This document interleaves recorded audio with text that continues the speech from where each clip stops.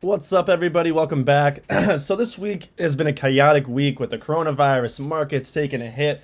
So I've been getting a lot of, been getting a lot of calls from young professionals asking me, Austin, not the market's taking a hit.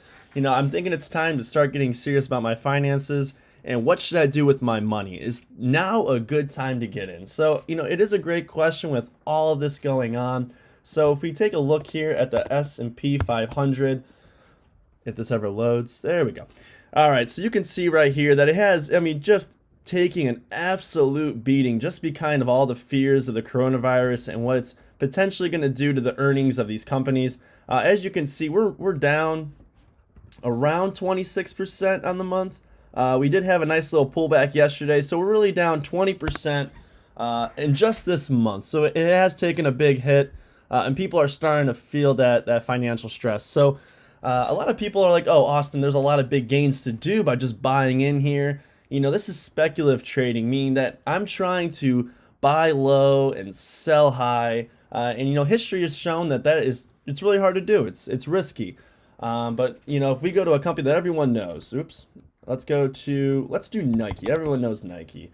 So as you can see right here, Nike from the top is down around 27% as well on the month. If we go to, what's another company that everyone loves? Let's do Disney. Everyone loves Disney. Who doesn't love Disney Plus? So we're from the highs just on this month alone. Maybe we'll do it this way. From just the highs alone, we're down 66% just on Disney in the month. And a lot of people cannot stomach that loss. That's a big loss. So what I recommend to young professionals just starting out, maybe you're 25, 26, maybe even your early 30s, just getting going, and you want to get really serious about your finances, is I recommend looking at your employer benefits, taking full advantage of your 401k package, 403b, and maybe looking at the matches that you have. Really take a deep look at what your employers are giving you. If they offer you a 3% match, a 6% match, no match at all, and in that case, maybe you look at other options. You look at IRAs, individual retirement accounts, your traditional IRAs, Roth IRAs.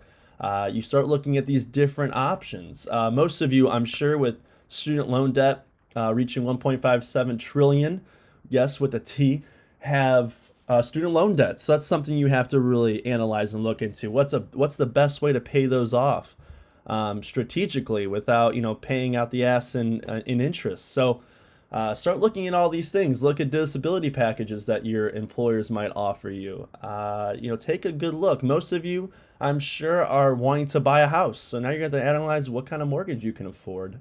So before you start doing anything like this, trying to really get the big gains in the market, I strongly urge setting up a foundational plan, just because if you max out your retirement accounts, meaning that you put the most amount you can into the accounts that you're allowed, because they do have contribution limits, and you max those out and you still have money left over at the end of the month, that money left over, your quote unquote play money, then you can start doing these riskier investments where you could see huge gains. Like right now, if I buy into Disney right here and I ride it to the top, I got 44% gains. That's a big gain.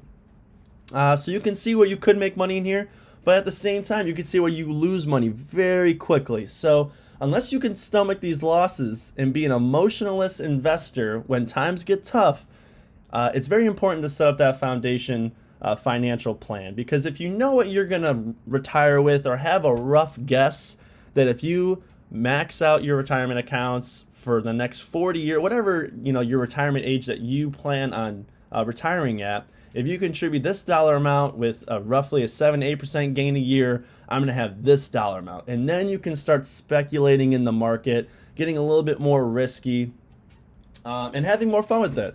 Again, this is where it gets a little fun, where finances get fun, where you start seeing resistance levels, support levels, and trading in between those. You start understanding businesses, companies, how they operate. You can start really diving deep into indicators, RSI, Relative Strength Index. This is what this one is. This kind of shows when it's overbought, oversold. The MACD indicator shows momentum, when maybe it's a good time to buy. You can see that if I zoom in here, that we might be on an upswing here, but we'll see. No one knows. Most of these markets right now are dictated by what the media says about the coronavirus and the fears, and we'll see. But again, if you have that foundational financial plan, Stomaching these speculative losses will not be as hard because you know at the end of the day, if all hell breaks loose, you're going to have X amount when it goes to retirement, and it's going to allow you to put your extra money into these vehicles that potentially can give you way bigger gains. So that's what I recommend.